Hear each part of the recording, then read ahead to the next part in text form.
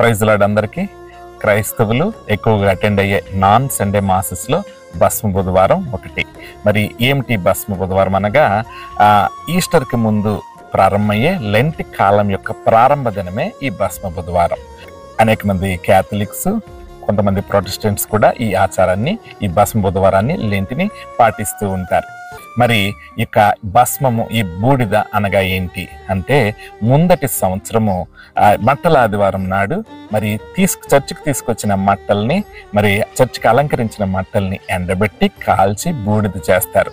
ఈ బూడిదను మరి విశ్వాసుల యొక్క నుదుటి పైన శిలువాకారంలో రాస్తూ ఉంటారు, వాటర్లో కలిపి విశ్వాసుల మీద జల్లుతూ ఉంటారు.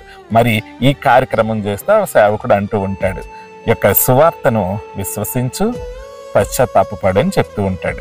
మరి ఈ బూడిదను ఎందుకు రాసుకోవాలి? బూడిద తగ్గింపుకి సాదృశ్యం.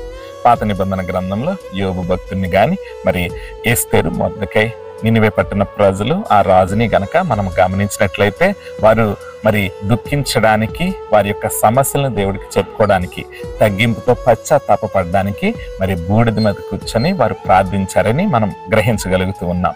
మరి యొక్క తగ్గింపుకు సాదృశ్యంగానే మరి ఇక బూడిదను వారు రాసుకుంటూ ఉంటారు.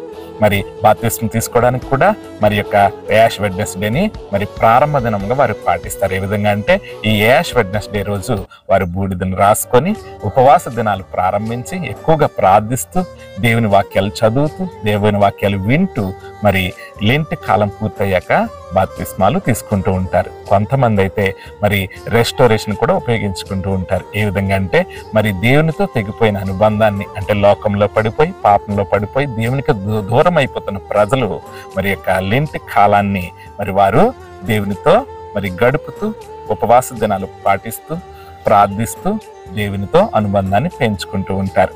ప్రియమైన వారులారా, మనకి బూడిద రాసుకునే ఆచారాలు లేకపోవచ్చు, లేకపోతే అందరికీ ఉపవాసాలు చేసేంత ఓపిక లేకపోవచ్చు. కాకపోతే నువ్వు నిజంగా దేవునితో అనుబంధాన్ని ప్రారంభించాలంటే మరి ఈ యొక్క భస్మ బుధవారాన్ని నువ్వు ఉపయోగించుకో. ఎక్కువగా దేవునితో గడుపు, ప్రార్థించు, మానకుండా చర్చికి వెళ్ళు, మరి దేవుని వాక్యం ప్రకారం నీ జీవితాన్ని మార్చుకో.